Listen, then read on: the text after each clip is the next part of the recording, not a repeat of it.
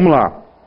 Então, gente, ó, Poder Constituinte de 88, Supremo, ele quer ser burocrático. Não quer ser burocrático? Para quê? Para proteger quem? O próprio Estado e o próprio servidor público. O que ele adotou? Comigo. Promoveu o engessamento do aparelho estatal. Gente, burocracia centraliza, engessa, sim.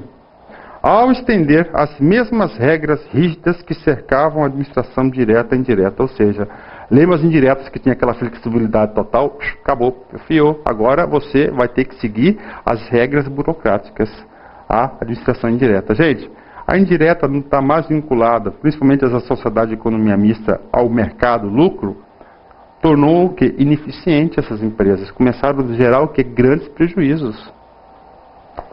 Perda de autonomia do Poder Executivo na organização da administração pública. Antes, por decretinho, ele fazia tudo. Tá? Então, o presidente ele ficou o quê? Engessado. Ele não tinha condições de fazer nada. Estava amarrado.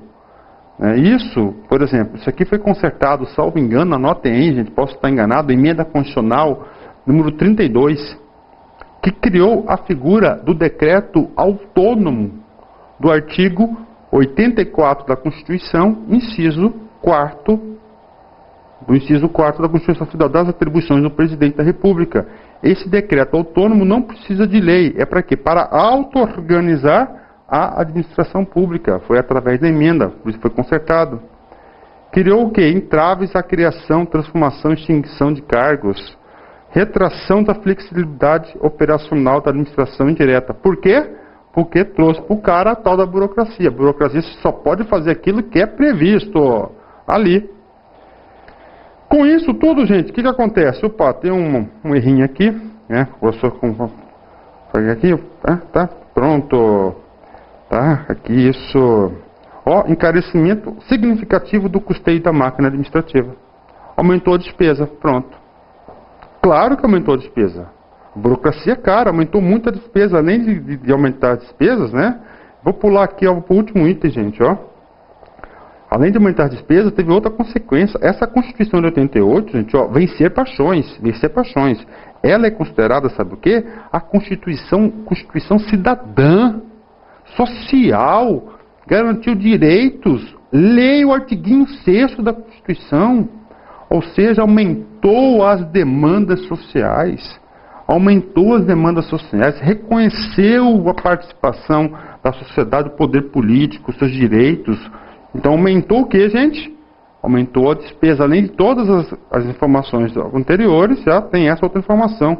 Instituiu o regime jurídico único para todas as esferas de governo. Lembrando, ó, o DASF instituiu o quê? O estatutário. O Decreto-Lei 200 instituiu o quê? O regime misto, tanto CLT quanto estatutário. Vem a Constituição 88 e, aqui é somente o quê? Estatutário. Ou seja, estabilizou basicamente o quê? Mais de 50 mil servidores públicos foram estabilizados devido a essa atitude do regime jurídico único, né? Reconhecimento do valor político do cidadão em sua participação no controle dos serviços públicos. Aqui, gente, a Constituição criou que vários conselhos de gestão das coisas, por exemplo, gestão quadripartite da Previdência Social. Olha aí, ó, conselhos, não é isso? Bacana? Bom, legal. Então é o seguinte, gente, a Constituição Federal, você tem que saber separar o joio do trigo. Questões de administração, ela é chamada de retrocesso de 88. De novo, nos termos de administração, ela é conhecida como retrocesso de 88. Certo? Tá. Agora, em termos sociais, ela é avançada. Ela é super avançada. A Constituição de 88, anotem isso, gente, foi uma tentativa do Estado em implantar o estado do bem-estar social no Brasil. Crianças, papo reto. E nas aulas anteriores eu já expliquei isso para vocês. O estado do bem-estar social tem data de falecimento. Lá nos Estados Unidos, 1971, gente. Aqui está em 88, vai dar certo? Claro que não. Professor, por que que então ela é retrocesso? Gente, em 88 já existia a tal da globalização e o modelo de administração para atender as necessidades do país, das empresas, do povo, do Estado, de todo mundo, é o gerencial e não burocrático. Querendo ou não, o Decreto-Lei 200 teve avanços. Todas as reformas têm seus defeitos. Todas as reformas têm suas contribuições. Então, que vão agregando o quê? A nova administração pública, que agregaram a nova administração pública. Então ela fez o quê? Ela acabou com o movimento de movimento gerencial e ela se tornou altamente centralizada, rígida, ou seja, burocrática no Brasil. Ia dar certo? Não. Tanto é que tem quantas emendas à Constituição? 64, 65, né? Eu até perdi a conta, né? Tem um professor que chama que cada emenda é um periódico, né?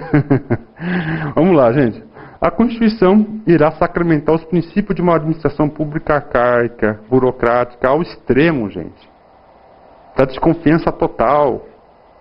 Uma administração pública altamente centralizada, hierarquizada, rígida, em que toda prioridade será dada à administração direta ao invés da indireta. Ou seja, olha aí, gente. Antes era só indireta. Criaram a indireta da Catarina. Agora não. Agora ele está dando foco na indireta, gente. Mas a direta ela é importante também. Tá? Por que a direta, gente? Devido ao propósito de Estado do bem-estar social. Não é isso? Devido ao propósito do bem-estar social.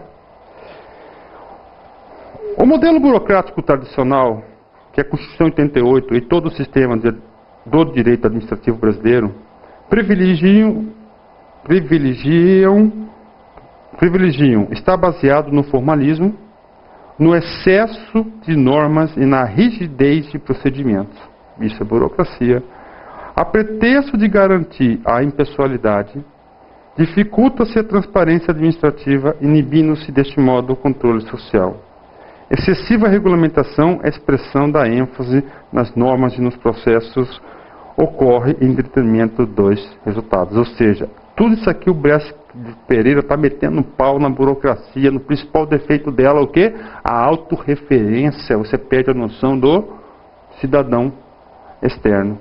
Bacana? Ótimo. Bom, vocês viram que esse cara aqui não ia dar certo, não é isso? Em Collor teve várias situações desejáveis, passou por uma crise política entre Itamar e Itamar. Qual que é o projeto do Itamar? Primeira coisa, eliminar o nosso maior inimigo, qualquer inflação. Esse inimigo, ele ramo o quê? Econômico, ele implanta o plano real. O plano real implantado. Depois do plano real implantado, agora nós temos que fazer o dever de casa. Vem quem? FHC. FHC através de Luiz Carlos Bresser Pereira, através do Ministério de Administração de Reforma do Estado, chamado de MARI, a qual esse cara, o Bresser Pereira, foi o ministro, conduziu essa reforma. Tá certo? Conduziu essa reforma. Quero só explicar isso para vocês, então, gente. Ó.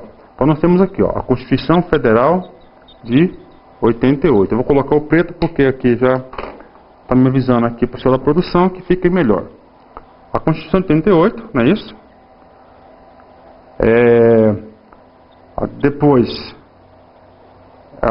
tivemos o plano diretor. Professor, o que é isso? Vamos apagar tudo e fazer de novo. Vamos lá. Então tivemos aqui, primeiro, a Constituição Federal de 88. Segundo, gente, nós tivemos o quê? O plano real. Quando? 94. Terceiro, gente, tivemos o plano diretor da reforma do aparelho do Estado em 95. Esse cara aqui, ó, uma aula bacana para vocês. Ele orientou uma administração gerencial, fazer o dever de casa. Desse cara aqui surgiu uma PEC, que é um projeto de emenda constitucional, salvo engano, 973. Deixa eu confirmar isso agora para vocês aqui. Quero confirmar agora para vocês. Aqui prof, tá bom prof, tá bom 173 de 95.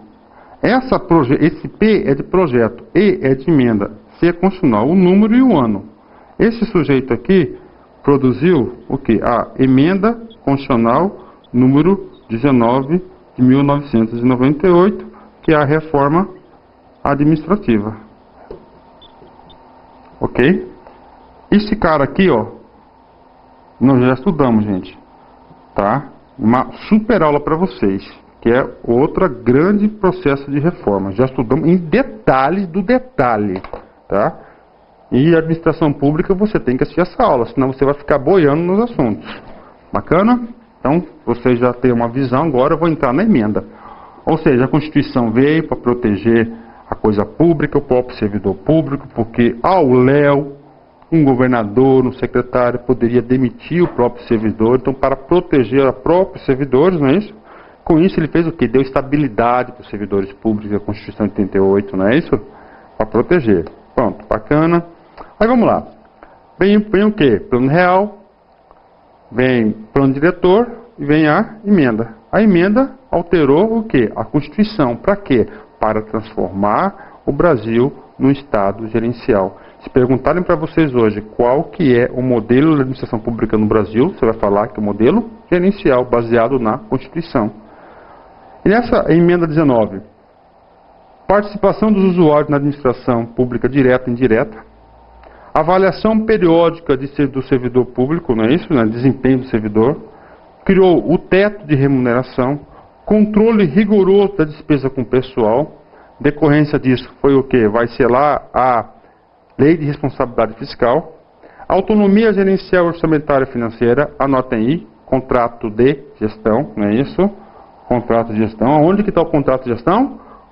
Ah, eu ouvi alguém falando, artiguinho 37 da Constituição, parágrafo 8º. Novo Estatuto Jurídico para as Empresas Públicas e Sociedade de Economia Mista. Nesse item aqui, meu, dá uma lida lá, ó. É sério. Você ficar competitivo, você entender as coisas, ó. Lá no artigo 173, você vai perceber que o artigo 173, que trata das empresas públicas da sociedade de economia mista, foi praticamente reescrito pela emenda constitucional. Por quê? Porque antes da emenda, as empresas públicas e a sociedade de economia mista, pela Constituição, texto original, davam a ela um caráter altamente burocrático. E aqui não, aqui conserta isso. Porque as empresas, o mercado não pode ter um tipo de administração pública burocrática, que era o ano. Então, olha aqui, ó, alterou o Estatuto das Empresas para se tornarem mais o quê? Competitivas. Tá? Legal? Uma pergunta nisso aí, vamos lá. CESP Senado 2012. Entre as reformas constitucionais do plano diretor, destacam-se a quebra do regime jurídico único, RGU.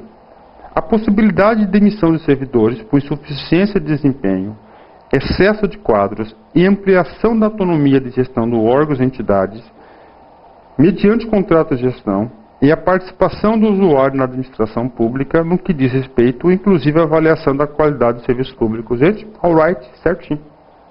Olha só, gente, ou seja, 3 coisas importantes em consequência do plano diretor: quebra da estabilidade do servidor público em 4 hipóteses, não é isso? Ó, ampliação da autonomia, que é delegação, não é isso? Controle por resultado a posterior, através do contrato de gestão. E principalmente o último aqui, né?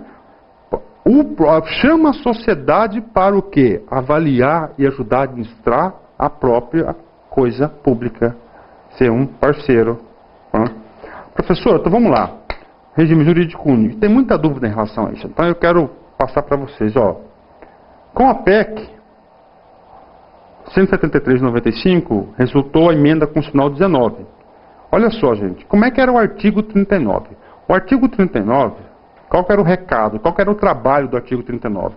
Instituir o regime jurídico único. Ok? Único. Ou seja, todo mundo todos que trabalhassem na administração pública direta seria com concurso público, papapá, estabilidade, e somente estatutário, sem CLT. Olha como é que dizia. Artigo 39.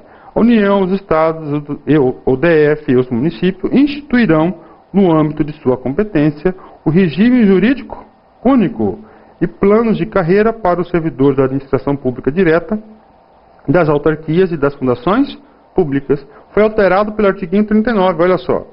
A União, os Estados, o DF os municípios instituirão um conselho de política de administração e remuneração de pessoal, integrando servidores designados pelos respectivos poderes. Ou seja, houve a quebra do regime jurídico único. Só que tem desdobramentos. O Supremo Tribunal Federal, isso eu vou explicar na aula de agências, tá? Para vocês, mais detalhes, lá tem um dadinho julgado certinho, considerou esse sujeito aqui inconstitucional, gente. Uma inconstitucionalidade formal. Formal, não inconstitucionalidade de conteúdo. Por que formal? Salvo engano, foi alterado uma letrinha nesse texto aqui, uma das casas do Congresso, e deveria retornar para quê? Deveria retornar para nova aprovação desse artiguinho na Câmara, e foi promulgada diretamente. Ou seja, não está valendo. Então, o regime híbrido na administração direta. Direta, isso mesmo. Bacana, a gente vai ver isso com mais detalhes aonde? Na nossa aula de agências, tá? Olha só, quebra de estabilidade. Aonde que está a quebra de estabilidade? Gente, eu estou pontuando aquilo que cai em concurso. 41. São estáveis após 3 anos de efetivo exercício os servidores nomeados para o cargo de provimento efetivo em virtude de concurso público, gente. Concurso público não é um grande benefício de quem? Da burocracia? Ele pode perder o cargo somente quando, gente? Ele alterou. Ele criou novas alternativas de demissão, de quebra de estabilidade. Em virtude de sentença judicial transitada em julgado. Pronto. 2. Mediante processo administrativo que lhe seja assegurada ampla defesa. 3. Mediante processo de avaliação periódica de desempenho na forma de lei complementar, assegurada ampla defesa. Esse item 3, infelizmente, eu desconheço algum sujeito que já foi demitido por insuficiência de desempenho. Eu já vi sujeito ser inabilitado em estágio probatório, que é outros 500. Agora, se perder estabilidade, ser demitido, ser exonerado mediante avaliação periódica de desempenho, eu desconheço. Se vocês conhecerem, manda um e-mailzinho para mim enriquecer a nossa aula.